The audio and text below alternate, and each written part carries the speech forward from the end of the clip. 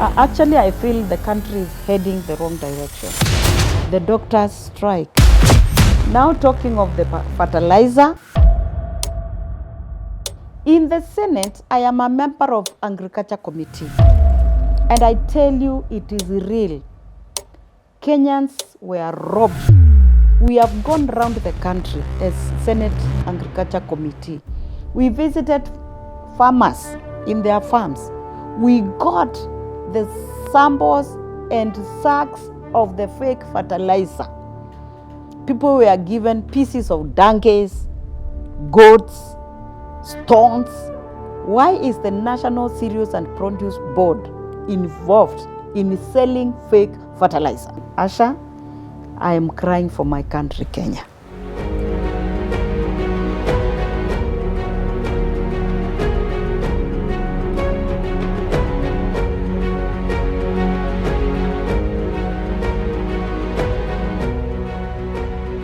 Welcome to ABTV Kenya. I am your host Asha Bashir. Today we are privileged to have Senator the Honorable Beth Syengo.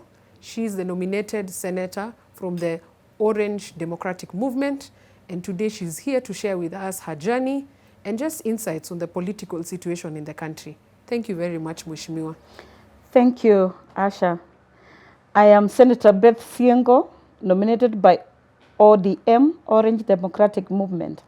And again in the party, I am the ODM Women League president. So all the women in the party, they are my constituents. Thank you so much for having me today. Thank you, Mheshimiwa. Mheshimiwa, perhaps you can share with the viewers your journey.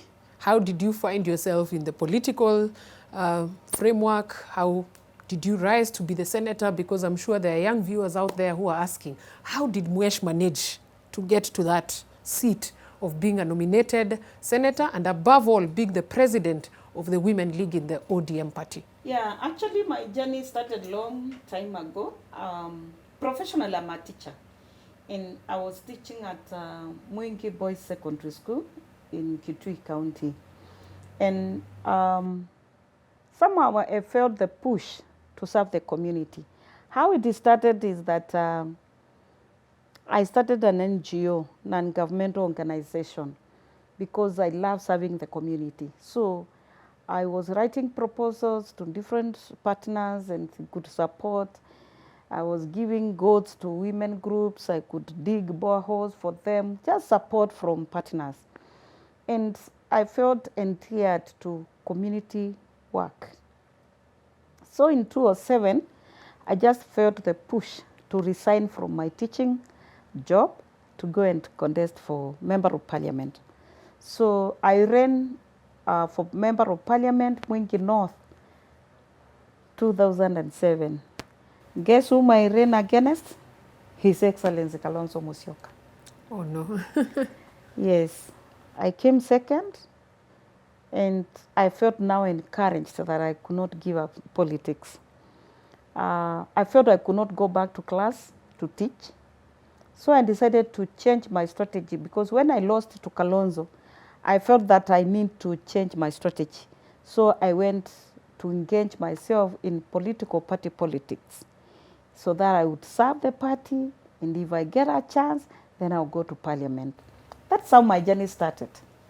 How did it feel that you're actually competing with someone like the likes of the former Vice President Stephen Kalonzo Musyoka? A giant. How was it? He's a giant and you just quit teaching job. How was that experience during that campaign period, drumming up to the time you went to the polls? Actually, it was a difficult task, but because my heart was set to it, and something in me was pushing that if I get this chance, I'll serve my people, I kept going. Of course, I was competing with a giant in politics, somebody who had served for more than 30 years. Again, he was a presidential candidate then, but I felt I would get a chance and sit on this position and serve my people. That is what was driving me, day and night, driving me. I campaigned. Of course, I didn't have massive resources, but I had a good team that worked with me. The women groups that I was supporting, the youth groups that I was working with, They were my strength, and I kept going. How was the margin? Could you remember? Was it a big margin, or you? It since you're number wasn't two, that huge. It wasn't that huge. Yeah, Did and it that's turn out like a as the first motivation? woman to take that bold step, it really encouraged me to Yeah. see that the gap was not huge. Yes. Must have been quite an encouraging situation. Very true. So from there, now you moved to Now from party? there, I moved to party politics because I had enrolled myself as a member of ODM. So shortly thereafter, there was the party grassroots election. So when the position was advertised for Women League, I threw myself into the ring. And guess what? Actually, I was competing against a sitting MP by then, Honorable Rachel Chebesh. And I floored her at Bomas of Kenya. I emerged the winner. Wow. That's why I hold this position as the ODM Women League president.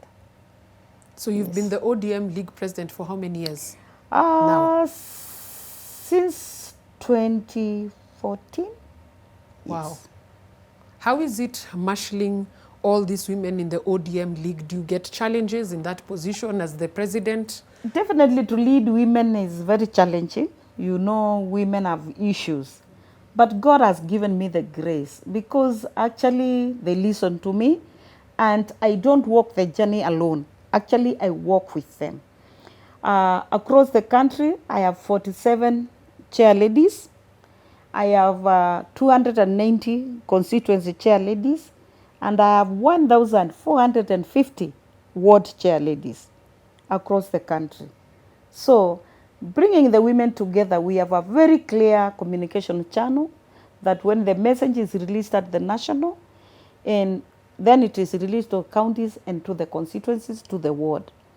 With me, I was elected with the 20 national officials, 19 plus me, 20. Yeah, and so I work with them as my National Executive Council. So I don't make any decision alone. I involve the 20 national officials when we are deciding on issues to do with the party. Like on 28th to 29th, we have our NEC meeting. We'll be in Machakos County just to go and plan on the activities of the women within the party. That's quite encouraging. What about your NGO? You said you had started as an NGO. Is it still running, or did you close shop after you decided now to venture completely into politics and vie for a certain seat in your county? Actually, I did not close shop because the NGO is for serving the community. What happened, I just took a step back, and we have a CEO, we have directors who now work with the organization. Currently, there is a program that we are implementing in Kisumu County. There are other programs in Kitui County. So the organization is still there, it is running. Yeah. That's quite encouraging. Mheshimiwa, you're now a senator. Yes. How has the journey been? Because you said you decided to join a political party and work for the party with the anticipation that you will get a nomination. What are the key highlights that you can brag and say, I did in ODM to get to where I am? Because you know politics is also dynamics. Yes. There are your critics who say Mheshimiwa Beth Syengo was given nomination because of other reasons. But what is the key thing that you can say that you did for the ODM party to make you get to where you are? Asha, to start with, actually when you are serving a political party draws its strength from membership. So the very first activity is to recruit members to the party, to ensure that we are more members. So I have been involved in party recruitment for new members. Equally, I've been involved in developing party policies, party decisions that we make, because I sit at the party organs like the Central Management Committee, like the National Executive Committee. I sit there to represent women. Again, whenever there is any campaign, I'm involved. All through, I've been involved in presidential campaigns. And I also participate in our party candidates' campaigns. Like when you mentioned the women rep for Busia, I camped in Busia for more than a month, campaigning for the party candidates. And I am known for my good song, Six Piece. If it is governor, ODM, senator, MP, MCA, all of them to be ODM, ODM. Because I know the more we get members elected by our party, the more the party becomes strong. So I have been involved all through. Concerning women activities, we do a lot of capacity building. I remember before last election, as Women League, we developed a training manual for women candidates. And we set our targets. How many women we would prefer to be elected as women governors, senators, members of parliament, members of county assemblies. We set those targets and we were working towards those targets. We do a lot of capacity building, training women, and also to empower them economically. We link them with the different entities where they can be empowered. Yeah. Your journey to the Senate, how was it the first day that you were sworn in? How was that experience perhaps for you? Was it a dream come true? And now that you sat in that seat, what can you tell maybe Kenyans who are watching who do not know what entails being a senator? How is your itinerary and how has the journey been as a senator? Actually, while I was out there, I didn't know that getting to the Senate or to Parliament rather is that involving. But the moment I got sworn in, I did not even waste a minute. I brought my first bill, was on the actualization of TheUDA. And I pushed it to the second reading until when I was requested by the Minister of Gender to step down on my bill because the President had written a memo to actualize the TheUDA. So that became a journey. I became part of the multi-sectoral task force that was set by the President to do the TheUDA. So that when I stepped down on it, and I'm waiting. If the President doesn't bring it to reality, I'll still go back for my bill because I need more women on decision-making table and more women to be elected. Secondly, I also sponsored a bill on cotton farming, reviving cotton farming. And fortunately, it has gone through. It was voted, supported by all the senators, and I'm encouraged. I requested a member of Teso North, member of parliament, to co-sponsor the bill in the National Assembly, and it has gone through. So at least I feel I've moved so many statements concerning people of Kitui, concerning people of Marsabit, concerning people of Nairobi, concerning Kenyans. I have so many statements in my name, and I participate actively. Yeah, I debate a lot. Yeah, it's just the other day I was questioning about the floods and what has happened when Enzio River Bridge of Mwingi Central in Kitui County was swept away 2021, and so many people perished in that accident where our school bus was swept. And I was asking the government why they have not yet completed the construction of the bridge. So I actively participate on the floor of the House. Actually, even after this, I'm going back. Mheshimiwa, what is your highest moment in the Senate? And perhaps you can share with the viewers your lowest in the Senate so far, given the period that you are now in office as a senator. Actually, I would say my highest moment is the moment that I saw elected senators supporting me for my bill, and they voted for it and it went through. I was very excited. Being a first-timer, I was very happy. So that one was my highest moment. The lowest is when bills are brought to the Senate, to the floor of the House, and we are expected to pass them. And I feel these bills are not good for Kenyans. For example, the affordable housing bill. Actually, for me, I'm opposed to it even up to today. I'm in court. I have petitioned because I feel this is not right for Kenyans. Under the heavy burden of taxation, I feel it is not the right one, not even the right approach that has been taken. So I would say my lowest moment is when The government brings sponsored bills by the government, and they expect us to vote them and make them go through, however bad they are. That is my lowest moment. Why should we push things down the throats of Kenyans, even when they are not good? I feel helpless. I'm here, but I can't help Kenyans. This is being pushed through. It is not good for them, but the government is determined to make sure they go through. That is my lowest moment. What would be your strategy, given that perhaps for the viewers who don't know perhaps the dynamics in the Senate, like you said, a bill is brought to the Senate, and sometimes you feel helpless. When you say helpless, because you say the bills are forced and it's actually passed, when you say you're helpless, what do you think should be the long-term solution to such scenarios to enable Kenyans also feel that these houses, both the National Assembly and the Senate, is a house that has the autonomy and independence as it is enshrined in the Constitution, to avoid, as you say, the government sponsoring this? Asha, one thing when I say I feel helpless is because, for one, I'm not entitled to voting. As a nominated member, I can't vote. So I'll watch others do it while I'm there, but I can't add my voice to it. And this requires amendment to the Constitution to allow nominated members to vote. That one I feel my voice is heard. But for now, I feel helpless because even if I'm opposed to it, I have no chance to voice my stand. Secondly, I feel that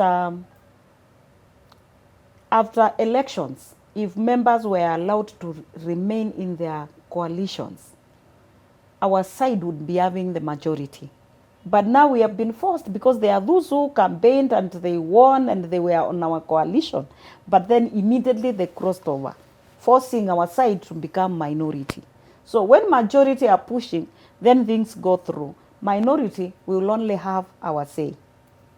Yeah. Your critics are saying that, yes, it is true that you can't vote, but these are your colleagues in parliament, the ones voting, the 47 elected senators. They are your colleagues. Have you tried to persuade them? Because your critics are saying, yes, you might not have the say, but you have a way of influencing. That's why you're their leader.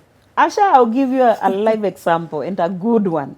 Actually, what we can do is only lobby our colleagues. They are our colleagues, they are our friends. So we only lobby them. And I'll give you an example of the impeachment motion of the governor for Meru, Her Excellency Mwangaza Kawira. Yeah, people were to vote. We were not voting. But if you watched the proceedings live, I was lobbying. I was crisscrossing the house from majority side to minority side to make sure I lobby these men not to take Mwangaza Kawira home. So I really lobbied, and not me alone. But the women senators, we were with her, we stood by her, and we said, what we can do is only lobby. And we really did the lobbying, and we succeeded. So we do lobby. So sometimes you lobby on this one, on Kawira, or all, including the affordable housing that you've just stated? Where I'm sitting, we lobby all, but there are some that we may not even try, because there is a certain direction that has been taken. Yeah. You've talked about Kawira Mwangaza, the governor for Meru, and her predicaments at the Senate. What does that mean for you, who's a nominated senator and a Women League president in your political party? What was your whole take in this whole situation? Of course, it was in public domain that the impeachment motion came and the aftermath of the impeachment motion. But what is your take on that issue, and now holistically for women governors who are actually going through the same in their counties? For me, as a women leader, I had set a target for 10 women governors. God helped us, we got 7. And she's among the 7. If she's sent home, that means reducing the number of women governors and reducing the number of women to get to leadership, and to be demoralizing women who are anticipating also to get into politics. Personally, as a women leader, I prefer and I do mentorship. I work with young women whom I want them to also to get into politics, to get to leadership, to get to the decision-making table. So I will always defend a woman. So long as she's not on the wrong, but she's being fought. Maybe culturally, there are people culturally who have not accepted women leadership. And that is what was playing clearly in Meru. So it's politics. Kawira might be doing some wrong things, could have committed some mistakes, but at larger extent, it's politics and male chauvinism, I would say. Your critics again are saying, Mheshimiwa Beth Syengo is saying she will protect the Governor Kawira Mwangaza, but they are saying, will that be the status quo also if a male counterpart, a governor who's a male governor is found in the same circumstances? Or is it that because she's a woman, even if she does something wrong as women in the Senate, you'll say, we will close our eyes to this? Asha, I support good leadership. If it is a man in the same situation and he is only being victimized, I will also stand by him. Yeah, I need people to be good leaders to do the right thing. If a male governor is brought, I will also stand with him. If he is doing the right thing and he is a good leader, I will support that. Mheshimiwa, you've spoken candidly about the Senate and the happenings. Has your life changed from the time you were elected as a senator? Of course, there are changes. Perhaps it's good to share with your viewers. What are the things that now changed? What was easy for you to adjust? And what is a bit difficult that you're still grappling with the new change of guard in your life? Of course, there are changes here and there, as you have already mentioned. But personally, I'm a humble person. I can still be reachable by almost everybody. And I lead grassroots women. So I feel at home with my grassroots women, with my grassroots people, with the community. I feel at home. However, there's some little bit of now I have security around me. I may not do very private things, you see. So those are also changes that I must now be conducting myself in a way that now I'm a public figure and a government property. Then there are those changes that I may not do casually the way I used to do before. Yeah. Mheshimiwa, your family, Yes. how did they take this whole change? Because they were used to Beth Syengo, the normal Beth Syengo. Now there's a whole itinerary, the change. You're traveling a lot, perhaps you're having more hours in parliament. How has the change affected your family? My family embraced the nomination. They are happy that I'm in parliament. They know it's a dream that has come true because they know my struggle since 2007 when I started, and they knew my dream was to get to parliament. So they are happy that this is a dream that has come true. However, they feel interrupted when I'm traveling a lot and then I don't have enough time to be with them like before. But they are supportive, very supportive. My family is very supportive and they are happy. What would be your advice to a woman who in the near future joins the National Assembly or Senate and who has a family? Because to most they fear that, oh, if I get to Parliament or Senate, oh, it looks dirty, politics is something else. What is your advice to that young girl watching you today? I'll tell girls and women who have ambitions and dreams and expectations to get into leadership, please remember that your family comes number one. Whether you are in leadership, whether in your parliament or at home, you are still a mother, a wife, a sister, and the clan's property. You must have time for your family and for your people. And all along, work with them. It pays. Mheshimiwa, there is the issue of ODM. Lately, we've seen a lot in ODM. The Right Honorable Prime Minister's bid in the AUC chairman position, and then we saw the debacle with everyone saying, oh, we are now fit enough. We've seen Mheshimiwa Ali Hassan Joho saying he fits the bill to be the next in command after the Honorable Raila Odinga.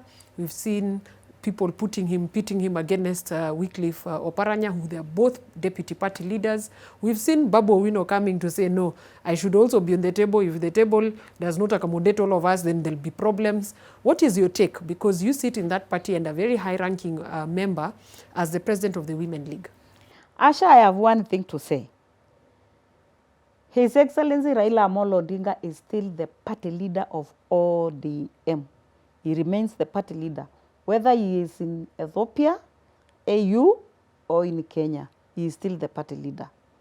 Let's cross the bridge once we get there. He is still the party leader. Yes.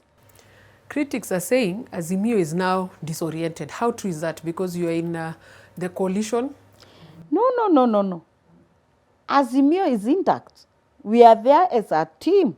ODM is part of Azimio. Wiper is part of Azimio. Now Kenya is part of Azimio. And DAP-K is part of Azimio. Usawa party, part of Azimio. These parties, even the Roots party of Wanjakoya, it's in Azimio. So Azimio is intact. We have seen the leadership working together all through. His Excellency Kalonzo Musyoka is with the mother, is with Honorable Wamalwa, is with Wanjakoya, is with His Excellency Wairia Mwangi. Azimio is together and it is there. And we are preparing to take over power 2027. Mheshimiwa, the critics are still saying, and in the public domain, is that Azimio looks a bit murky in terms of the whole outlook, and that now with, again, the Right Honorable Prime Minister going for the bid, the AUC job, that now who will be the deputy, who will now take the official opposition in the coalition, now leave alone the ODM party now in the greater coalition. And some, we saw Professor Makau Mutua saying that was never discussed in the first place, there's nothing in place. And we also hear others saying, you know, it is rightfully for the running mate, Her Excellency Martha Karua, to run. Others are saying, no, it is still leaving Kalonzo. What is now happening in this Azimio umbrella with the issue of now, if the Right Honorable, who's now the party leader in the coalition, if today he moves to AU in Addis, what happens to Azimio? Azimio will remain, and I know there is that summit of the select few who sits to decide on the Azimio leadership. I'm sure because there is no vacancy and no vacuum, there will be that person who will step in as the Azimio leader to take over and run and actually lift our banner as Azimio. That's why I said we are prepared to take over power 2027. So I'm very sure there will be one flank bearer of Azimio in 2027. And the rest will support and work together with the flag bearer. Guess time will tell, as they say, Yes. Mheshimiwa. Yes. Now, being a senator in this country, what is your take in the direction and how the President, His Excellency William Ruto, is running the country in a score of 0 to 10? How would you rate this current government in terms of service delivery to the people? You are a senator and you've been actively involved, as you said, in decision making. If I were to rate between 0 and 10, I will give them 4%. Yes. Actually, I feel the country is heading the wrong direction. There is overtaxation that is happening, and Kenyans are burdened so much. The cost of living is very high. It has skyrocketed. And we can see that life is becoming very unbearable. Again, look at the happenings in the country. The doctors strike. The health sector is in a mess. People are dying. There are no services in public hospitals. It is so bad. We can see that the country is heading in the wrong direction. Cases of corruption, they are all over. We spoke and talked about the edible oil. Now there's the prices of fuel. Now talking of the fertilizer. In the Senate, I am a member of Agriculture Committee. And I tell you, it is real. Kenyans were robbed with this fake fertilizer thing. We have gone around the country as Senate Agriculture Committee. We visited farmers in their farms. We got the samples and sacks of the fake fertilizer. People were given pieces of donkeys, goats, stones. Unbelievable. And somebody has pocketed a lot of money. Yeah? And the government cannot run away from it. Specifically, the CS for agriculture.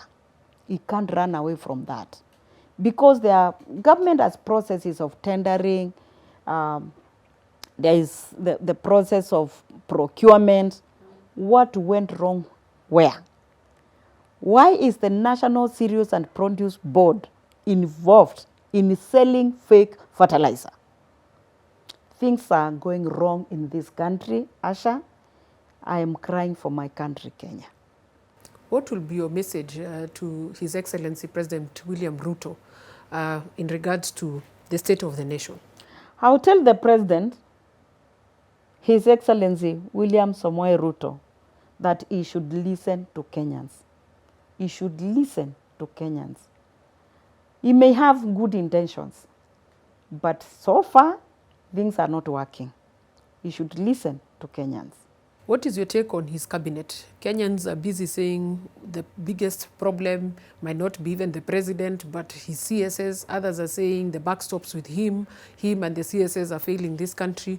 Out of, again, 0 to 10, how would you rate his cabinet? Actually, the cabinet I will rate at 3%. There are some who are working, yes. There are specific cabinet secretaries who are working very well, and we can see, and I applaud them.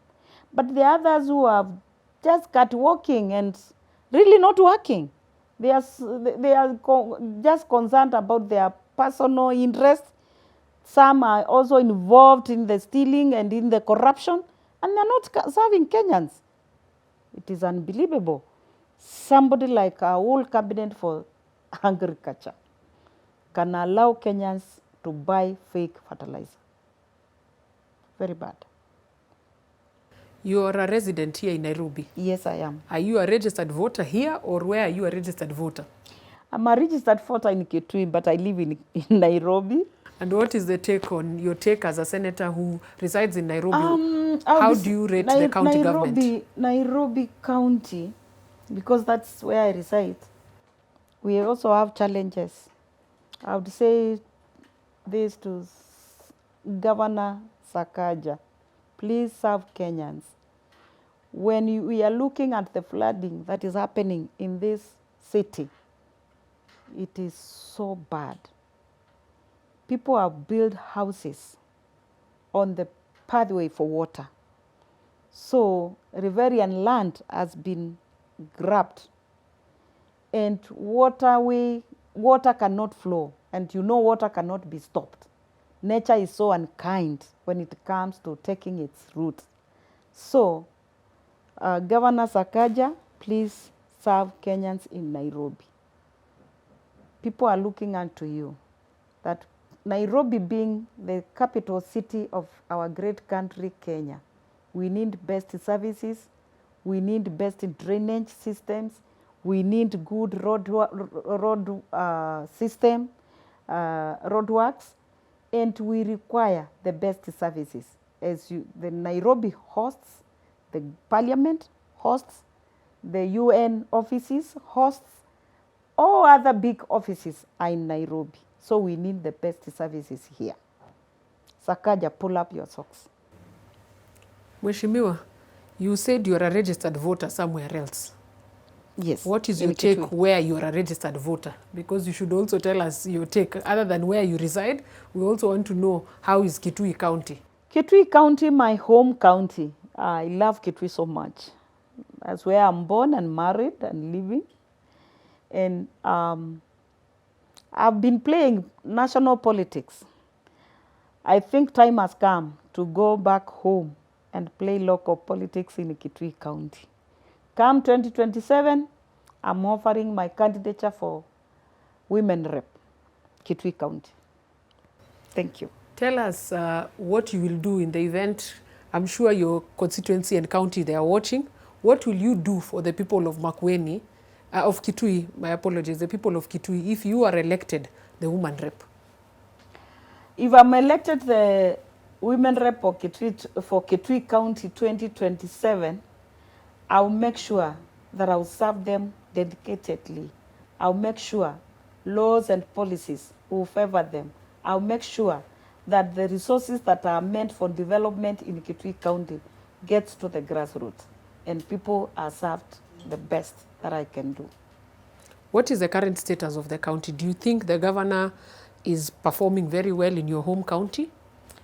Governor Julius Malombe, my governor, is trying. He is doing well. For me, I believe when people are elected, they should be given a chance to serve.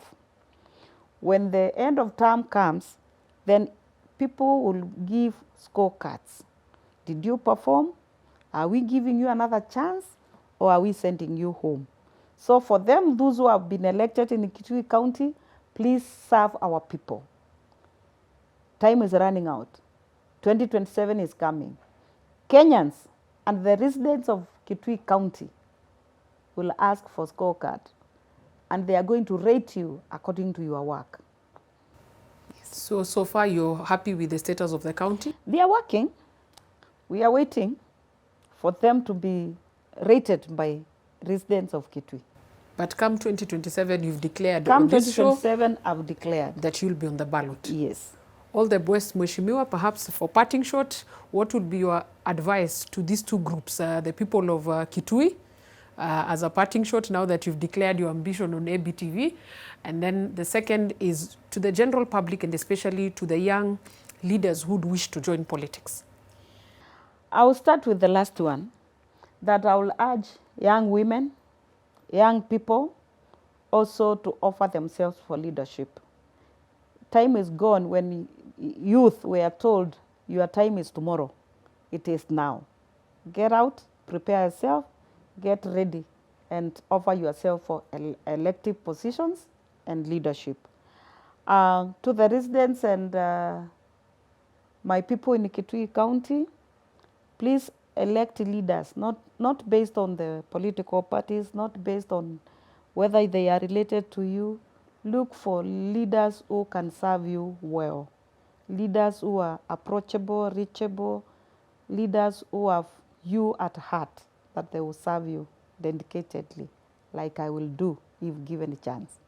And umaituma Kitui, mei munyupe atongo yala matonyo mutethia atongo imamwendete mamwikite ngoni matonyo muthukuma kwa kwiyumia matena kibathukanio kwanzia yonse mwikanyuve atongoi kulingana na undu mumesi kikiama kana kwithia ni piondu mutienie indi nyuvai atongoi ala matonyo muthukuma nesa na meyumetie tolondo nyene yumetie mwaka wa 2017 ngethia nguka kumuvoya kula cianyu cia kivila cha women rep Kitui County ni muvea. Mheshimiwa, thank you so much. Some of us will have to get interpretations on Kikamba, and we are glad to have hosted you. Thank you very much for your time. We wish you all the best in your endeavors as you serve the great people of Kenya in the Senate in your capacity currently. And we also wish you the very best as you head mashinani, as you said, to the great people of Kitui to serve them. So thank you so much for watching. Please feel free to subscribe. And until next time, have a blessed afternoon. Thank you. Hi Kenyans. I request you to watch ABTV Kenya. This is where you get the whole story on your leaders, on the current affairs in Kenya. Please watch ABTV. Thank you.